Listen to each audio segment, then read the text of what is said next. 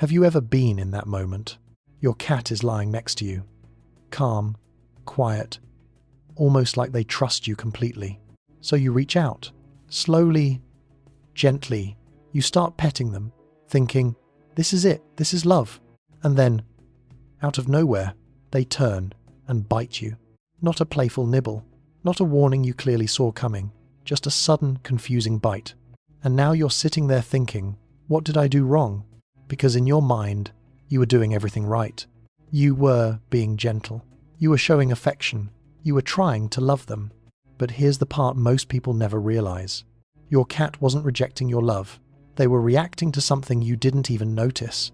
Something subtle, something quiet, something they've probably been trying to tell you for a while.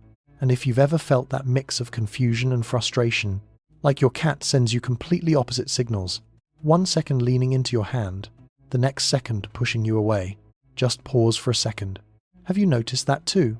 Or is your cat doing something slightly different that you can't quite explain?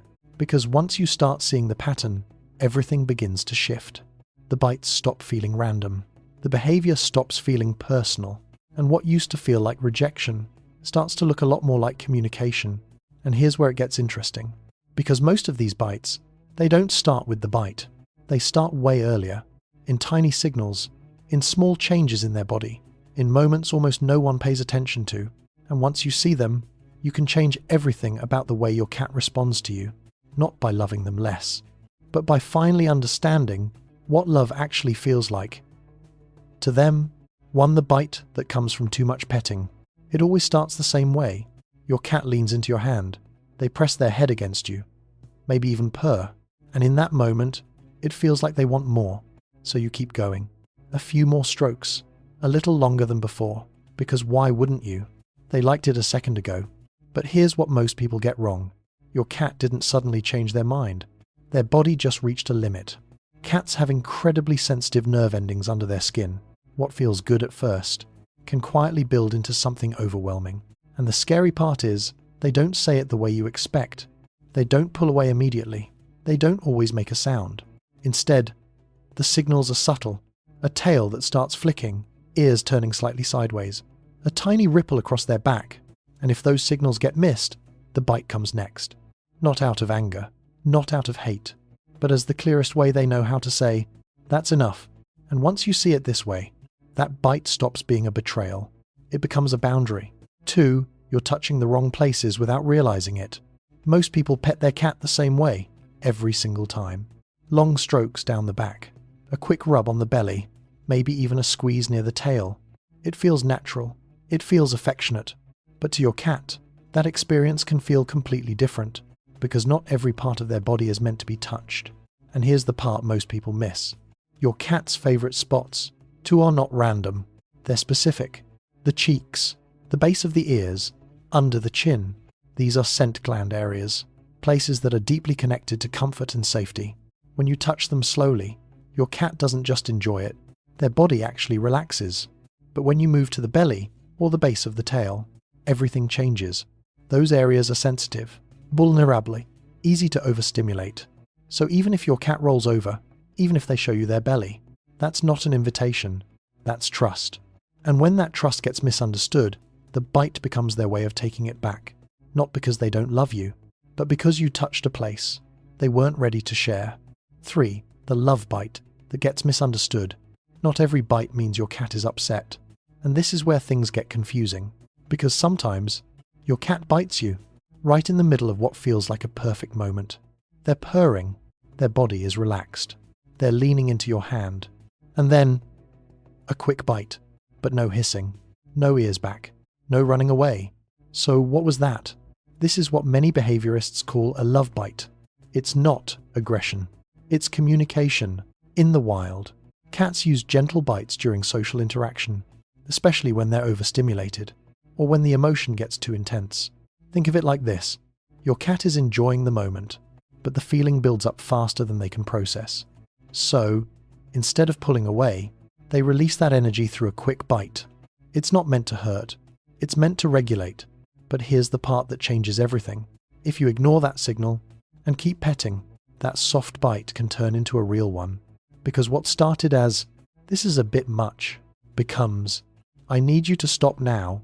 And once you recognize the difference, you can stop at the first signal before it ever has to go further. 4.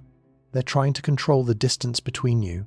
Sometimes the bite has nothing to do with where you touch, and everything to do with how close you are. Have you ever noticed this? Your cat is sitting near you, maybe even choosing to stay in the same space. But the moment you reach out, they shift slightly away. Not running, not leaving, just creating a little gap. And most people read that wrong. They think, oh, they're just being moody. So they reach again. A little closer this time. A little more insistent. And that's when the bite happens. Not because your cat didn't want you there, but because you crossed a line they were quietly trying to hold. Cats don't experience love the way we do. For them, closeness is a choice, not an obligation. They want to control when it happens, how long it lasts, and how intense it feels. And when that choice gets taken away, even gently, even with good intentions, they push back, sometimes by moving away, and sometimes by biting. Because in their world, that bite isn't rejection, it's communication. It's them saying, I want you close, just not like this. 5. Your hands feel like a toy, not affection. This one usually starts way earlier than you think. Not today, not yesterday, but back when your cat was still small, playful, curious, learning how the world works. Because at some point, your hands became part of the game. Maybe you wiggled your fingers in front of them, let them grab, let them bite, let them kick with their back legs. It felt harmless, even cute, but to your cat, that wasn't affection. That was training. They learned something very specific. Hands move. Hands are prey. And once that pattern is set, it doesn't just disappear. So now, when you reach out to pet them, especially when your hand moves quickly, their brain doesn't always read it as love. It reads it as something to catch, something to grab, something to bite. And the tricky part is, they're not being aggressive. They're playing, just not in a way that feels good to you. And if that play gets too intense or too confusing, the bite gets stronger, because the game never had clear boundaries. But here's the shift. The moment you move play onto actual toys and keep your hands out of it, your cat starts to separate the two. Hands become safe again, and the bites start to fade. 6. They tried to warn you, and it didn't work. Here's the part that changes everything. The bite you feel is almost never the first signal. It's the last one, because before your cat ever uses their teeth, they've already tried to tell you, in quieter ways, ways that are easy to miss.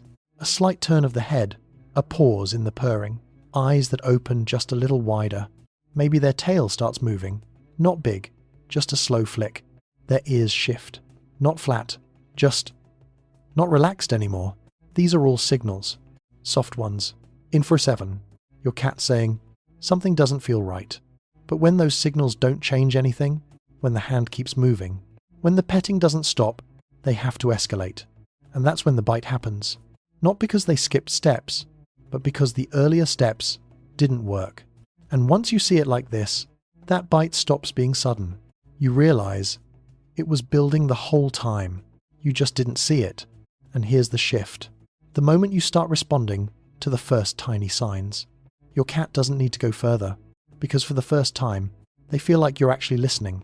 7. What you do right after the bite matters more than the bite itself.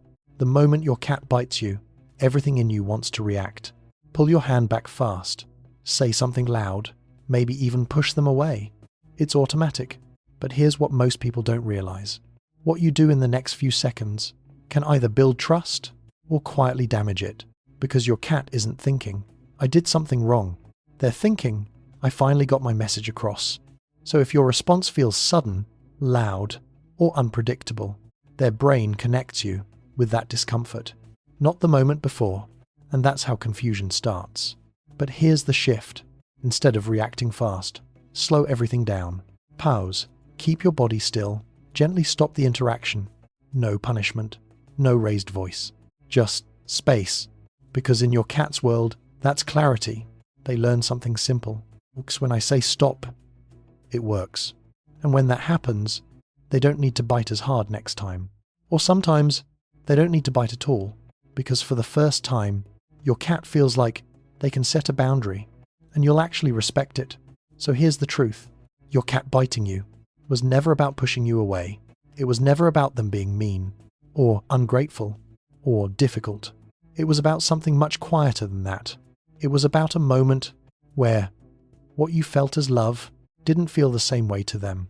And that's the part that changes everything. Because once you start seeing it, the bite stops being random. It stops feeling personal. And instead, it becomes a message, a boundary, a signal, a line your cat needed you to notice. And the most powerful shift isn't doing more. It's doing less. Stopping a few seconds earlier, paying attention a little closer, letting them choose when the moment ends. Because in your world, love often looks like holding on. But in your cat's world, love feels like having the freedom to step away and knowing you'll respect it. And when you start meeting them there, something changes. Your cat stays longer, leans in more, relaxes deeper. Not because you force the connection, but because they feel safe inside it. And that's the part most people spend years missing. Your cat doesn't need perfect touch, perfect timing, or constant affection. They just need to feel understood. So the next time your cat leans into your hand, watch a little closer. Listen a little deeper, because the real bond between you isn't built in the moment you start petting them. It's built in the moment. You know exactly when to stop, and that is when your cat stops needing to bite, to be heard.